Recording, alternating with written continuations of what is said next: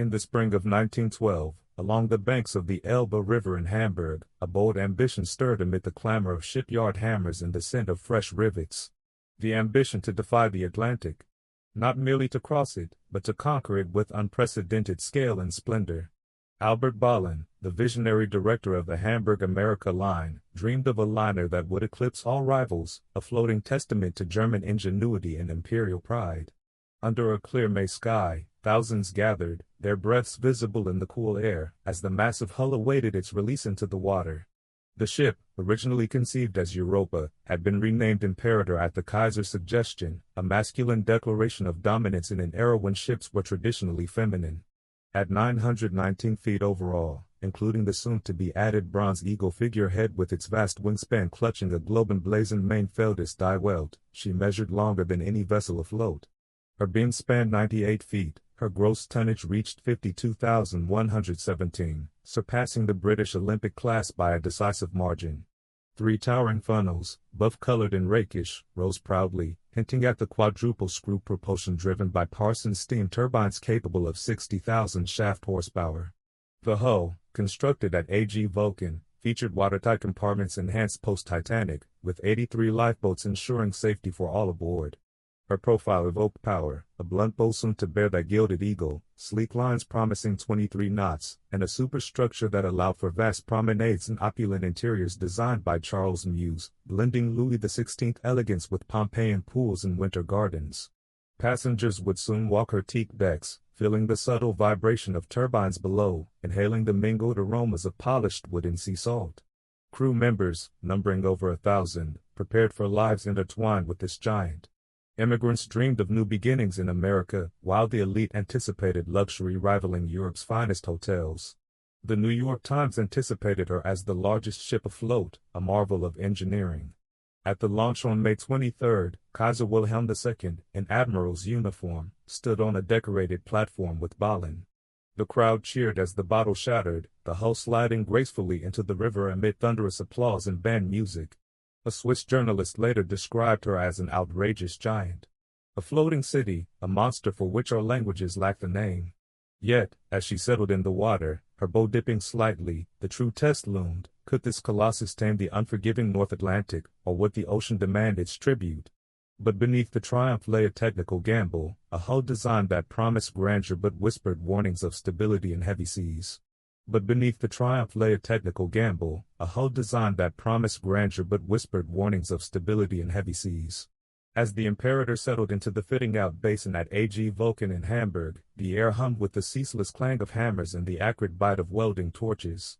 Rivulets of steam curled from temporary boilers, mingling with the salty tang of the Elbe. Workers in oil-stained overalls swarmed the decks, their voices echoing against the vast steel plates that formed her immense hull.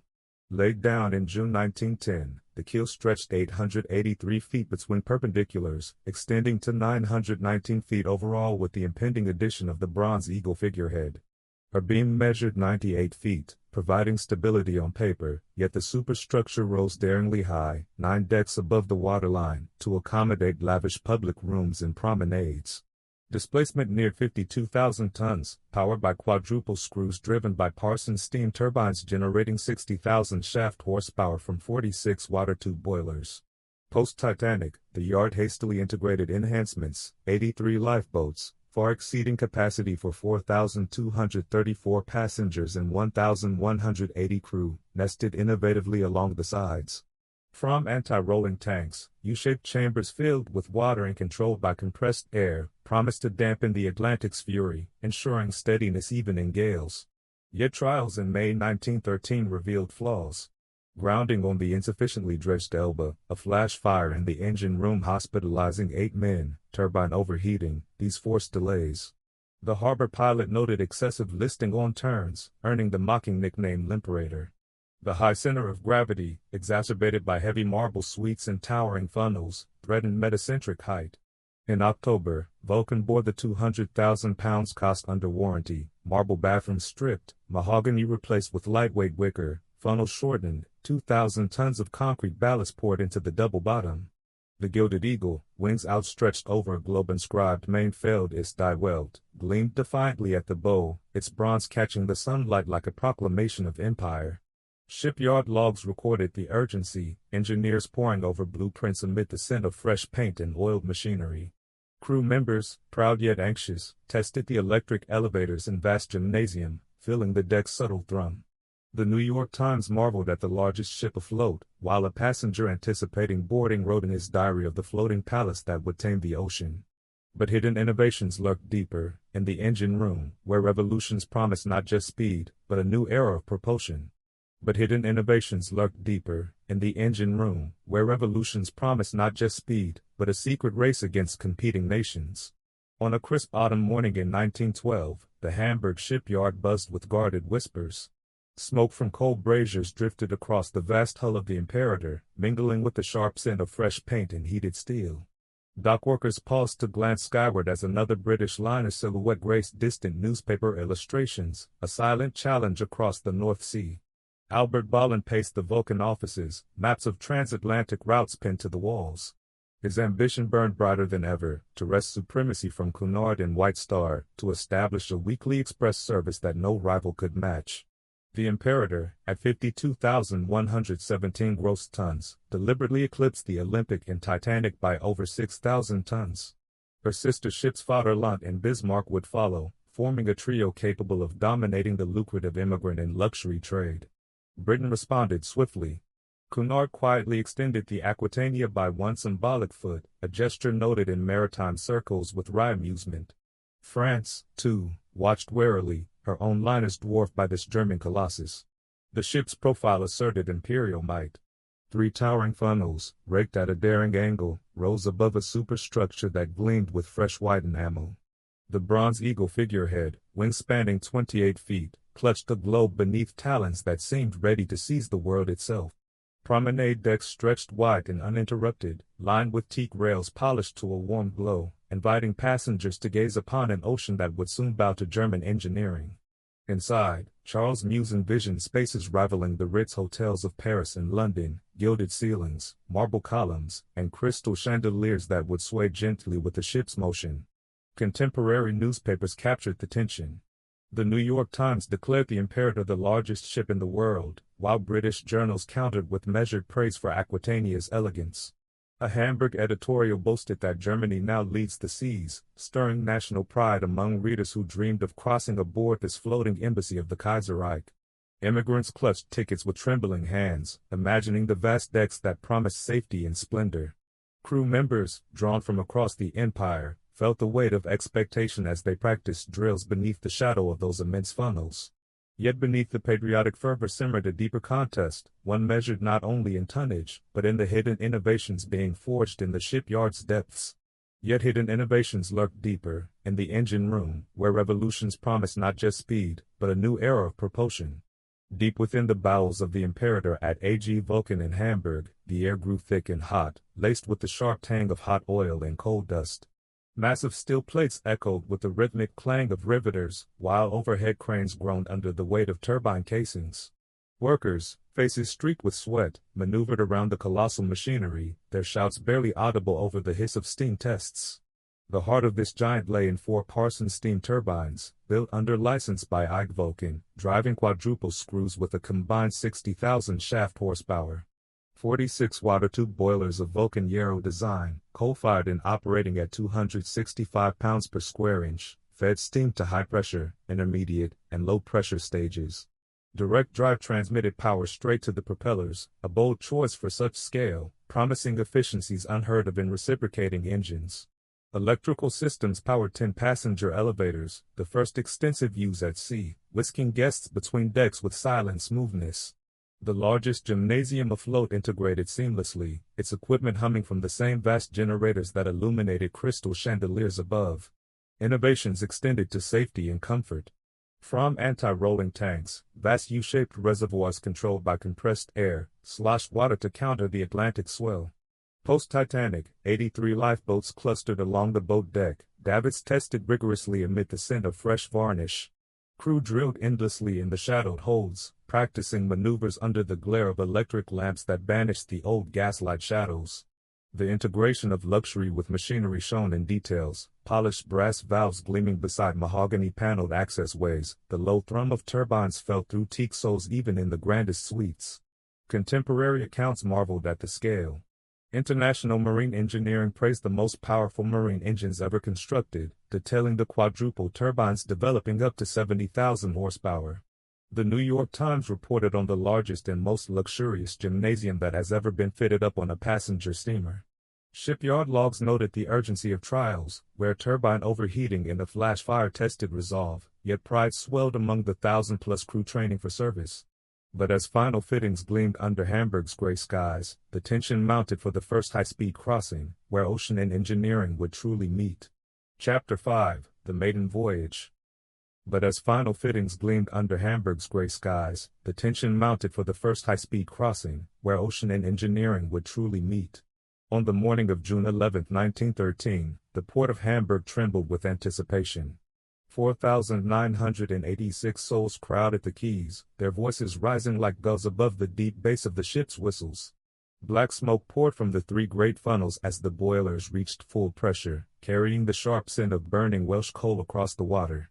Mooring lines, thick as a man's thigh, creaked and groaned against the bollards, straining with the barely contained power of 52,000 tons. Captain Hans Reuser stood on the bridge, immaculate in white uniform, his gloved hand resting on the engine telegraph.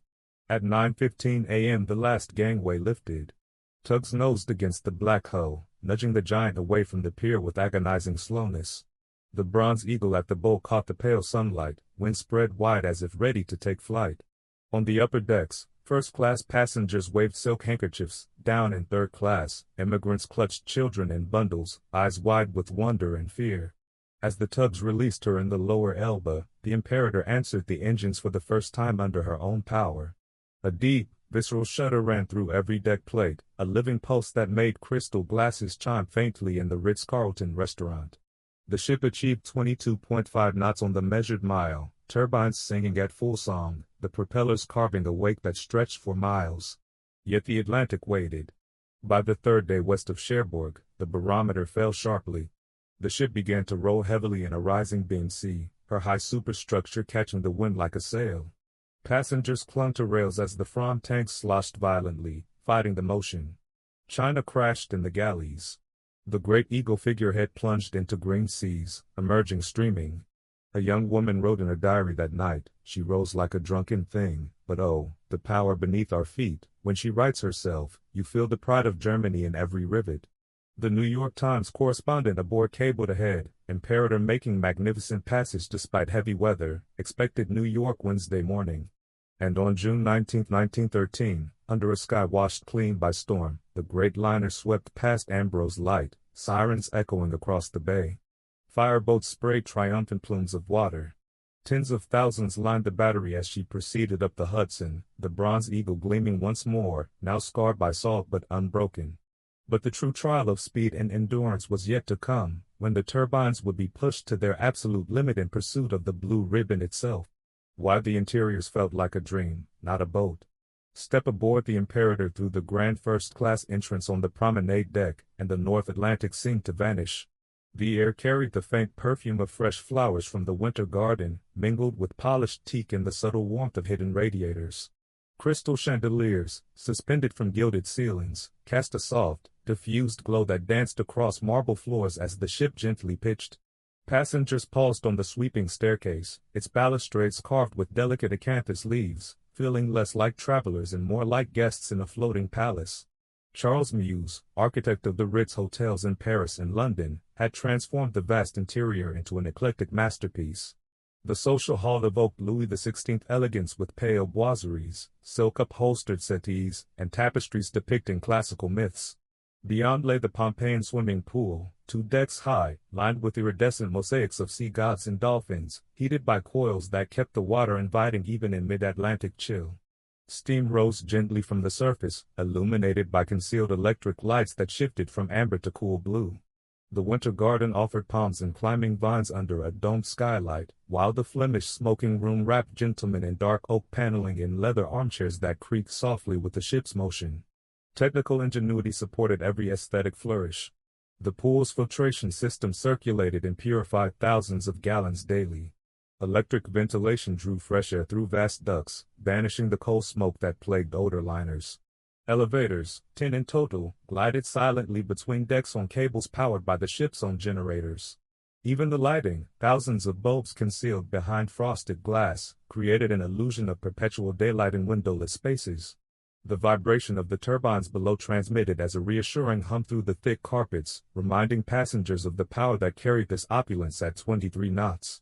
Contemporary voices captured the wonder. A first-class passenger wrote in her diary, "One forgets one is at sea. The pool is like bathing in a Roman villa, and the winter garden smells of earth after rain." The New York Times reviewer declared the interiors more luxurious than any hotel ashore, though some British critics sniffed at the French dominance of style over restraint. Crew stewards, immaculate in white jackets, glided through these spaces, silver trays balanced perfectly despite the occasional roll. But beneath the glittering surfaces lay an invisible wall, separating the dreamlike luxury above from the very different world of steerage far below. But beneath the glittering surfaces lay an invisible wall, separating the dreamlike luxury above from the very different world of steerage far below. Descend from the sunlit promenade decks, past the humming elevators and scented winter gardens, into the lower reaches of the Imperator. The air grew warmer, heavier, carrying the mingled scents of fresh paint, boiled cabbage, and the faint tang of coal smoke seeping through ventilators.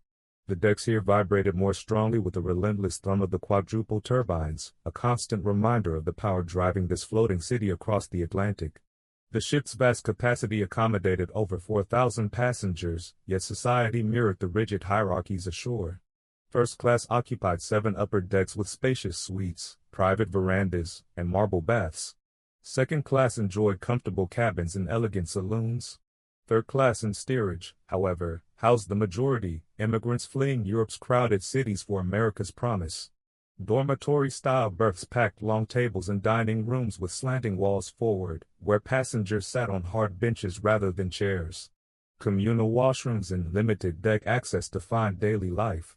Ventilation ducts hummed ceaselessly, drawing fresh air to combat stuffiness, while the hull's curve narrowed spaces, amplifying every roll in heavy seas. Logistics demanded precision, separate stairways, gated bulkheads, and crew patrols enforced boundaries. First-class promenades remained exclusive, while steerage passengers gathered on lower open decks, children playing amid coiled ropes as parents gazed at the endless horizon. The scale enabled Hoppe's profits from mass migration, yet it highlighted contrasts, the Pompeian pool's iridescent tiles above versus plain enamel basins below. Contemporary accounts revealed divides. The New York Times noted maiden voyage numbers, 859 first class, 647 second, 648 third, and 1,495 steerage among 4,986 souls. A review in the great ocean liners described steerage dining as long tables packed together. Long benches to sit on, inadequate compared to rivals. An immigrant later recalled in a family chronicle the crowded halls where languages mixed like the ocean waves, yet found hope in communal songs echoing through the holds. But sustaining this floating city demanded more, the impossible task of feeding thousands as gales tested every plate and provision. But sustaining this floating city demanded more, the impossible task of feeding thousands as gales tested every plate and provision. In the vast galleys deep amidships, the air hung thick with steam, the sharp bite of roasting meat, and the sweet aroma of fresh bread rising from ovens that never cooled. Copper pots clanged against steel rails as cooks braced against the ship's motion, their white aprons stained with sauces and flour. Electric fans whirred overhead, battling the heat from ranges that stretched row upon row, while the deck beneath their feet transmitted the steady, powerful pulse of the turbines far below. Feeding over 5,000 souls 3 times daily required the precision of a small metropolis. Provisions loaded in Hamburg included 50 tons of fresh meat, 20 tons of potatoes, 10,000 eggs, and thousands of bottles of wine for first class alone. Vast refrigerated holds, cooled by brine pipes circulating ammonia, preserved perishables across the week-long passage. Bakeries produced 8,000 rolls before dawn each morning, the scent wafting through ventilator shafts to tempt even early risers on deck. The first-class Ritz-Carlton restaurant offered a la carte menus rivaling Paris, silver service gleaming under chandeliers that swayed gently in rhythm with the Atlantic swell. When gales struck, the challenge intensified. The Fram anti-rolling tanks sloshed audibly, water shifting to counter the violent motion as green seas crashed over the bow. Stewards gripped tray rails, balancing soup tureens that threatened to slide. China rattled in racks, secured by felt-lined grooves. In steerage, long tables were bolted to the deck, passengers clutched bowls as the ship plunged, laughter mixing with gasps when a wave sent cutlery skittering. Yet meals continued. Hot soup in heavy weather was a point of pride for Hapag, proof that German efficiency conquered the ocean itself. Contemporary accounts captured the scale. The captain's log from a stormy 1913 crossing noted heavy rolling, but galleys maintained full service, no interruptions. A first-class passenger wrote in her diary, even as the ship pitched 40 degrees, the steward served consommé without spilling a drop, miraculous. The New York Times correspondent marveled that the Imperator feeds her thousands with the regularity of a great hotel, regardless of weather.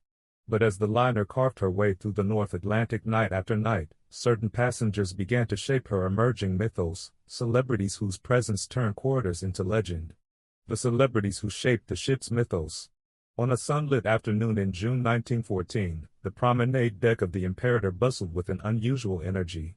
The air carried the fresh salt of the mid-Atlantic, mingled with cigar smoke from the sheltered smoking room and the faint floral notes wafting from the winter garden.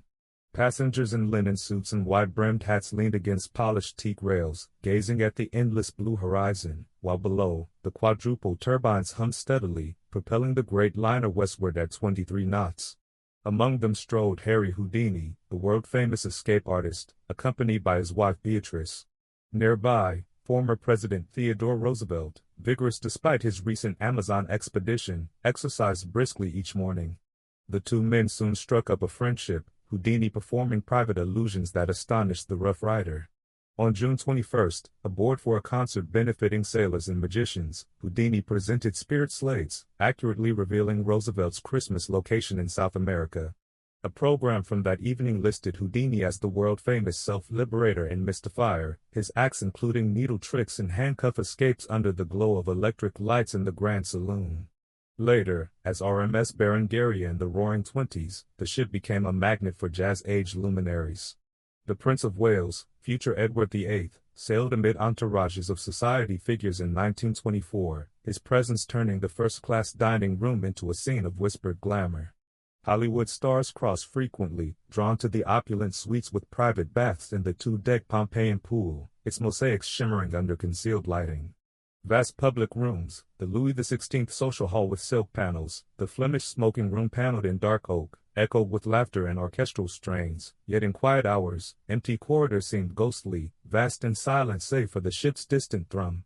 Technical accommodations enhanced the allure. VIP suites featured direct electrical calls to stewards, and the gymnasium, largest afloat, allowed celebrities discreet workouts amid the vibration of Parsons turbines below.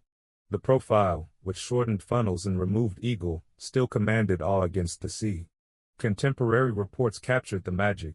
Auction records preserve Houdini's signed program from that 1914 voyage with Roosevelt. Press accounts noted the Prince of Wales's 1924 crossing as the era's most glamorous. A passenger recalled in later interviews the ghostly halls at night, lit softly, where stars like those from Hollywood mingled unseen.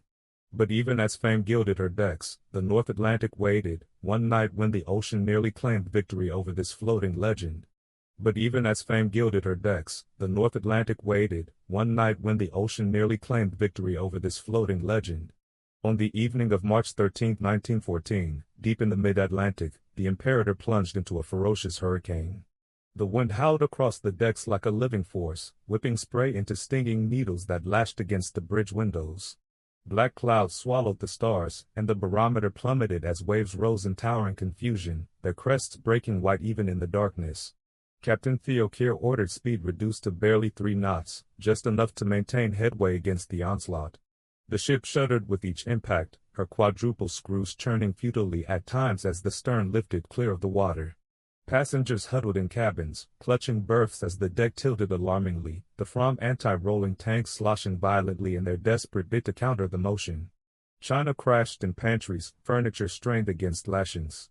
The Bronze Eagle at the bow, wings outstretched in defiant proclamation, plunged repeatedly into green seas that exploded over the forecastle, drenching the forward boat deck. Then came the monster, a massive wave that struck the bow with thunderous force. The impact reverberated through every rivet, a deep, bone-jarring boom felt from bridge to engine room. 4 lifeboats tore from their davits, vanishing into the foam. The Eagle's wings shattered, one vanishing entirely, the other mangled and lodged beneath the anchor chains. Ports on E-deck smashed inward, flooding cabins with icy water that swirled ankle-deep before pumps cleared it. Yet the hull held, her strength in post-Titanic compartments proving their worth, bilge keels and ballast steadying her as she rose triumphantly from the trough. The storm raged through the night, turbines straining at reduced power, coal smoke torn from shortened funnels by the gale. Crew worked tirelessly, securing loose gear amid the chaos, their shouts lost in the roar. By dawn, the seas moderated, leaving the great liner battered but unbroken, her profile forever altered. The New York Times reported on arrival, the storm stripped her of 4 lifeboats, clipped the Bronze Eagle's wings off her figurehead and smashed in the ports of 3 cabins. Contemporary photographs captured the damaged Eagle, wings sheared by the ocean's fury. A passenger later recalled the mountain of water that buried the bow, yet marveled at the ship's resilience. But with the Eagle humbled, the crew turned their ambition elsewhere, pushing the turbines to the breaking point in pursuit of unrivaled speed. But with the Eagle humbled, the crew turned their ambition elsewhere, pushing the turbines to the breaking point in pursuit of unrivaled speed. On a crisp morning in the spring of 1922, the newly renamed RMS Berengaria steamed out from Southampton under clear skies. The air carried the fresh tang of sea spray, mingled with the faint, acrid scent of oil fuel now feeding the boilers after her conversion. Passengers lined the promenade decks, wrapped in coats against the chill, filling the deck's steady vibration built as the quadruple screws bit deeper into the water. Though designed for comfort over outright velocity, the Imperator-class liners held potential for impressive turns of speed. The 4 Parsons steam turbines, generating up to 60,000 shaft horsepower, drove the propellers with relentless efficiency. In service, she maintained a reliable 23 knots, her sleek hull, now stripped of the heavy Bronze Eagle and topped with shortened funnels, cutting through the Atlantic with graceful power. Yet Cunard engineers, eager to challenge the lingering dominance of Maritime, coaxed more from the machinery. Boilers roared at full pressure, steam hissing through pipes as stokers shoveled oil into the flames. The throng deepened to a roar, felt through teak soles and marble floors alike, chandeliers trembling faintly in the grand saloons. Trials and passages pushed boundaries. On one eastbound run in the mid-1920s, turbines strained against overheating, the engine room thick with heat and the sharp smell of hot metal. Crew monitored gauges closely, adjusting valves to sustain the surge. In 1935, during a late career voyage from New York to Southampton, Berengaria achieved her fastest recorded passage, averaging over 23 knots amid favorable seas. The wake stretched wide and foaming for miles, the ship's profile, 3 rakish funnels trailing smoke, evoking the power of a bygone imperial age. Contemporary logs captured the effort. An abstract from July 1929 noted an average of 23.32 knots from Ambrose Light to Cherbourg. Maritime journals praised her decent speed of up to 24 knots maximum, though she never contested the blue ribbon held firmly by Mauritania until 1929. A chief engineer later recalled the breaking point when turbines sang at peak, the ship alive with energy. But as the roaring 20s waned, shadows gathered, the day the luxury ended and the camouflage began. But as the roaring 20s waned, shadows gathered, the day the luxury ended and the camouflage began.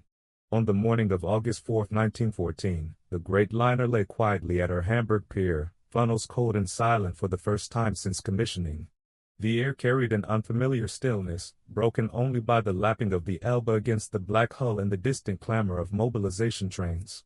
Crew members gathered in small groups on the boat deck, white uniforms stark against the gray sky, exchanging uncertain glances as news of war reached the ship. The Imperator, pride of the Hamburg America Line, became a prisoner of circumstance.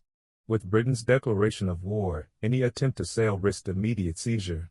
Albert Bollin, her spiritual father, watched helplessly as the transatlantic service collapsed overnight. The ship remained laid up in Hamburg through the long years of conflict, her vast public rooms shuttered, crystal chandeliers wrapped in dust sheets, the Pompeian pool drained and echoing. Coal stocks dwindled, maintenance grew sporadic. Crew dwindled too, many called to naval service, leaving only a skeleton watch to tend the silent turbines and patrol empty corridors that once rang with orchestral music. When Germany surrendered in November 1918, the Allies demanded reparations in steel and tonnage. On March 22, 1919, American officers boarded in Hamburg. The ship was allocated to the United States as USS Imperator, briefly the largest troopship in the world. Repainted wartime gray, her elegant buff funnels blackened, she carried thousands of doughboys home across a calmer Atlantic. The Bronze Eagle had long since vanished, replaced by the stars and stripes fluttering from the foremast. Cabins stripped of finery housed bunks stacked 4 high, the winter garden became a mess hall smelling of coffee and cigarette smoke. Yet even in utilitarian guise, the scale awed the soldiers. One wrote home, "This German monster is bringing us back, bigger than anything we've seen." In 1920 she sailed for Britain under Cunard management, her name changed to RMS Berengaria to erase imperial echoes. Refitted at Southampton, interiors restored with jazz-age flair, she emerged ready for peacetime service. But the Gilded Age of liners had been wounded. The New York Times reported her seizure and transfer in detail, noting the end of German supremacy on the Atlantic. Shipping journals recorded her brief career as USS Imperator, carrying over 30,000 troops in multiple voyages. But peace brought new rivals, not from rival nations, but from the sound of engines high in the sky that signaled the end for the great ocean liners. But peace brought new rivals, not from rival nations, but from the sound of engines high in the sky that signaled the end for the great ocean liners. On a clear morning in the late 1950s, passengers gathered on the sun deck of the RMS Berengaria, the air crisp with Atlantic salt and the faint, lingering scent of polished brass and fresh varnish. Far above, a silver streak caught the sunlight, a Pan-American Boeing 707 streaking eastward, its jet trail thin and white against the deep blue. The drone of its engines reached the ship only as a distant whisper, yet it carried an unmistakable message: time was running out for the queens of the sea. By then, the Berengaria had aged gracefully into her 4th decade. Her once revolutionary Parsons turbines still turned reliably, consuming oil at a steady rate to maintain 22 knots, but the vast engine rooms now showed signs of wear. Electrical wiring, installed in the hurried post-war refits, had begun to deteriorate, leading to a series of stubborn fires that smoldered in concealed cable runs. Crews fought blazes in 1926, 1938, and again in later years, the acrid smoke drifting through ventilation ducts and staining the elegant paneling of public rooms. The opulent interiors, Pompeian pool mosaics dulled by decades of chlorine, winter garden palms replaced with artificial greenery, retained their jazz-age charm, yet the ship felt increasingly like a cherished relic. Passenger numbers dwindled as air travel surged. A transatlantic flight now took 7 hours instead of 5 days. Businessmen chose speed, families chose convenience. In 1958, for the first time, more people crossed the ocean by air than by sea. The great dining saloons, once filled with the clink of crystal and murmur of multilingual conversation, echoed with emptiness on off-season voyages. Stewards in white jackets stood ready, yet tables remained unset. The thrum of the propellers, once a proud heartbeat, now seemed a lonely rhythm against the vast emptiness. Contemporary voices reflected the shift. Cunard's annual reports noted declining occupancy on the Berengaria and her running mate, Aquitania. The New York Times observed in 1957 that the jet age has sounded the death knell for the luxury liner as a primary means of transport. A loyal passenger wrote in a 1950s travel memoir, "We heard the jets overhead and knew, with a pang, that our beloved Berengaria's days were numbered." But the final chapter remained to be written, the emotional goodbye that would mark her last crossing and the silence that followed. But the final chapter remained to be written, the emotional goodbye that would mark her last crossing and the silence that followed. On a cold February morning in 1938, the RMS Berengaria lay alongside the Cunard Pier in Southampton, her 3 funnels streaked with soot from the overnight coaling, the air sharp with the mingled scents of damp wool, hot oil, and the faint, lingering perfume of decades of luxury. A reduced crew moved quietly about the decks, their footsteps echoing in spaces that once rang with thousands of voices. The great liner, now 25 years old, prepared for what would be her final Atlantic voyage. Passengers were few, mostly loyalists who had crossed with her since the Imperator days, elderly couples returning from winter cruises, and a handful of businessmen unwilling to trust the new flying boats. They gathered on the boat deck, wrapped in heavy coats, watching the last lines cast off with a subdued reverence. The ship's whistle sounded a deep, mournful note that rode across the Solent, answered only faintly by tugs. As the propellers engaged, the familiar thrum rose through the decks, weaker now, yet still carrying the ghost of former power. The quadruple turbines turned for the last time in passenger service, driving her westward at a steady but unhurried 18 knots. Below, in the engine room, veteran stokers tended boilers that had been converted back to coal for economy, the heat intense, the air thick with dust and the rhythmic clang of shovels. Electrical fires had plagued her final years, insulation cracked, wiring brittle, yet the generators held. Public rooms, once ablaze with light and music, stood dimly lit, chandeliers swaying gently over empty dance floors. The Pompeian pool lay drained, its mosaics dulled by time. Stewards polished brass that would soon face the cutting torch, their movements slow, almost ceremonial. On the last night at sea, a small gathering in the first-class lounge raised glasses to the old ship. Captain Sir Edgar Britton, who had commanded her for years, spoke briefly of her long service. "She has been a happy ship," he said simply. A passenger later recalled the moment. "We drank to Berengaria, and there was not a dry eye among us." The New York Times reported her retirement in March 1938, noting the decision driven by age, maintenance costs, and the inexorable rise of air travel. Cunard's announcement confirmed she would be laid up at Southampton before scrapping at Jarrow on the Tyne. As she docked in New York for the final time, fireboats sprayed weak salutes. Crew lingered on gangways, touching the rails one last time.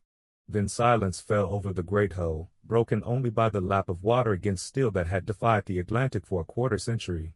But steel ghosts like these do not vanish entirely, they linger in memory, drawings, and the dreams of those who knew the age when the ocean was the only highway. Why these steel ghosts still haunt our modern world? On a quiet afternoon in 1939, the breaker's yard at Jarrow on the River Tyne hummed with the grim work of dismantling a Titan. Acetylene torches hissed, slicing through the Berengaria's hull with showers of molten sparks. The air carried the sharp bite of rust and burning paint, a far cry from the polished teak and floral scents of her glory days. Once the largest ship afloat, her silhouette dwindled daily, funnels gone, decks peeled away, the vast frame reduced to fragments bound for steel mills. Yet even as she vanished, the Imperator's shadow stretched long across history, her story woven into the fabric of an era when ocean liners were the pinnacle of human ambition. Her technical legacy endures in the evolution of maritime engineering. The quadruple screw propulsion, powered by Parsons steam turbines generating 60,000 shaft horsepower, set standards for efficiency and scale that influenced post-war liners like the Queen Mary. From anti-rolling tanks, tested in her heavy Atlantic gales, became standard for stabilizing massive hulls. Post-Titanic safety measures, 83 lifeboats, watertight compartments, shaped regulations that saved countless lives in later decades. The electrical systems, with 10 elevators and thousands of concealed bulbs, foreshadowed the integrated power networks of modern cruise ships. Her profile, with rakish funnels and sleek lines, inspired the aesthetic of speed and grandeur that defined the transatlantic age. The human stories linger too. Immigrants who crossed in steerage, clutching dreams of new lives, passed down tales of her vastness to grandchildren. First-class passengers, from Houdini to the Prince of Wales, lent her a mythic aura, their names tied forever to her gilded halls. Crew members, some of whom served from Hamburg to Jarrow, spoke of her as a happy ship, a sentiment echoed by Captain Britton in 1938. Historians later reflected on her role as a floating embassy of German pride, then British resilience, carrying troops as USS Imperator and jazz-age glamour as Berengaria. Aesthetically, her interiors, Charles Muse Louis XVI salons, Pompeian pool, and Winter Garden, set a benchmark for luxury that cruise lines still chase. Maritime historian John Maxton Graham wrote in 1972, Berengaria's opulence defined the liner era, her memory fuels our nostalgia for a time when travel was an art. The New York Times, in a 1938 retrospective, called her a symbol of man's triumph over the sea, now fading into legend. Today, her fittings, brass portholes, a carved panel, surface in museums or private collections, each piece whispering of a lost world. The Berengaria sails on ingrainy photographs, shipyard drawings, and the imaginations of those who yearn for an age when steel giants ruled the waves, their wakes carving paths across an ocean that no jet could ever truly conquer.